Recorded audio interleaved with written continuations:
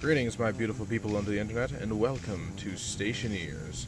A fine morning as the sun rises on the horizon.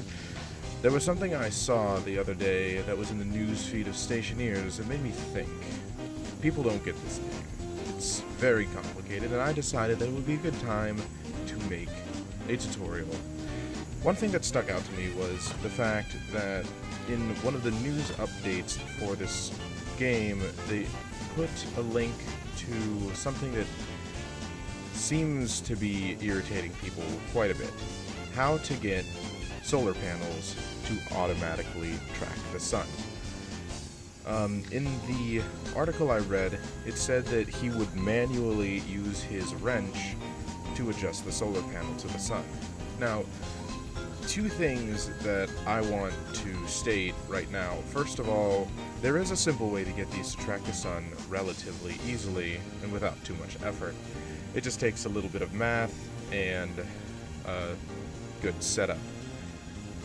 Two, when you first start out and you only have one solar panel, all you really need is for the solar panel to look at the sun when you need it. In other words, have it straight up if you're not really doing anything so that it can charge your life support battery, and when you need to do something, say use the auto lathe, that's when you aim it at the sun.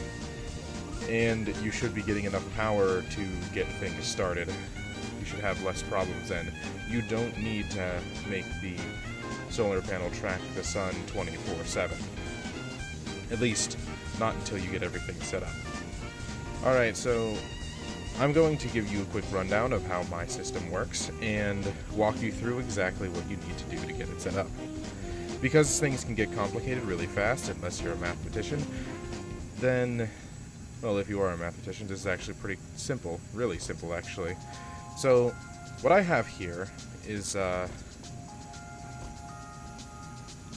three processing, well, no, actually no. Okay. So, I have three units here. You need an electronic printer to make these objects. Now, first, you're going to need a logic reader.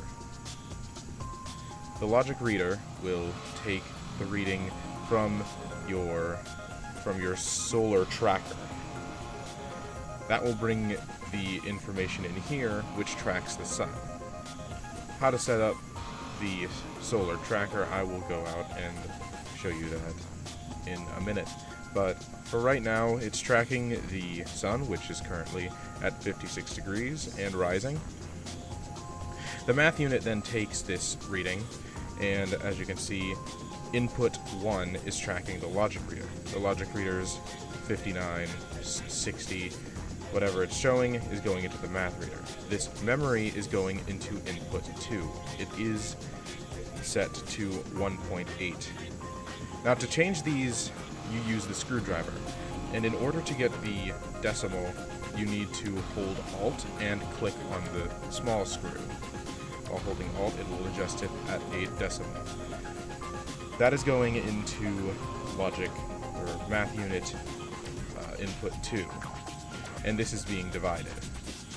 What this does is it sends out a reading to the solar panels, because although the solar sensor, or the sun tracker, sends a reading in an angle, which is like 180 degrees, the solar panels track at percent.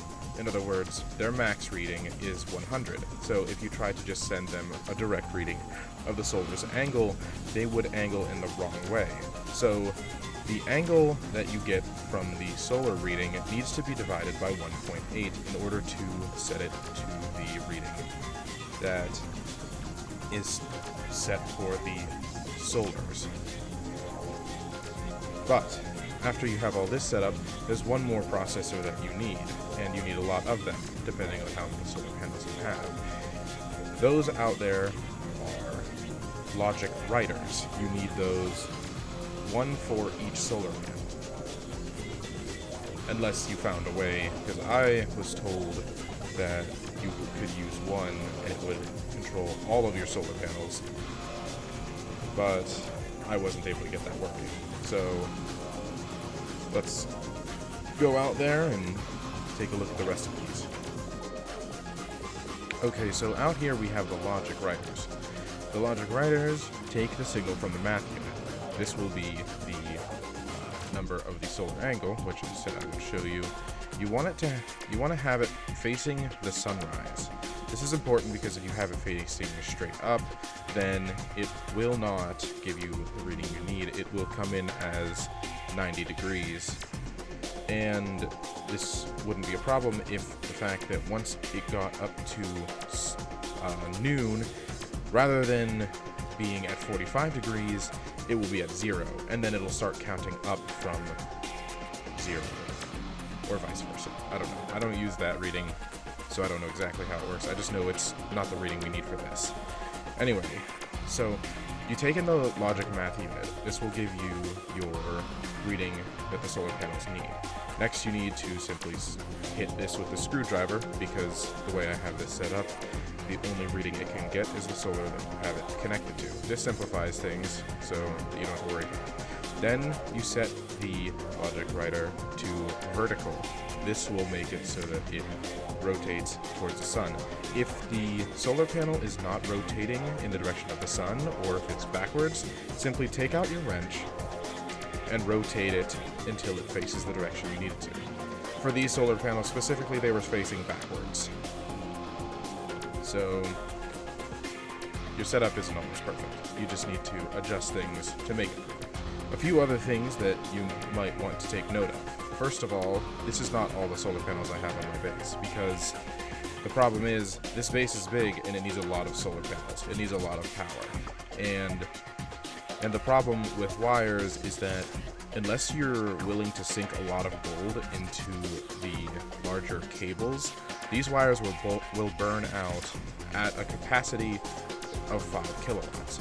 Now, if you notice, each solar panel has a maximum output of 500 watts. So the math is simple. 10 solar panels and you're at the maximum capacity for wires. So what do you do if you want 11 or 12? Well, for that, I have a solution that's quite simple, but obviously with enough time and enough transformers and a very complicated system, you could make it to where they're all connected. However, the way I have mine set up is I have a separate network with separate solar panels. These panels will charge a separate battery that is completely disconnected from the rest of the power. So the rooms connected to this part over here are a separate network from what's connected to these panels here. These panels power this upstairs and a room here and there. These panels power this side of the base, and the solar panels over there control that side. Every single time I start to lose power in the middle of the night, I simply add another set of panels. And there you go. You should have pretty good setup for your power. Another thing that's nice about this setup for the solar panels is even though the solar tracker tends to come up with a no signal and with a question mark and everything as if it doesn't know where the sun is, for some reason the panels still track the sun even when it is not visible. So you can actually know what time it is in the night by simply looking at the panel. They will rotate opposite to where the sun is. So if you look at the panels and you have power, then you will always know what time it is even in the night. And it's kind of nice to have that. If you have any other questions or you have a better solution to the solar panels, let me know. I will revise the video and or at least give you a response. I hope that helped you with your station building, and if you have any other problems, let me know. That'll be all for this episode. Thanks so much for watching. I'll see you in the next one.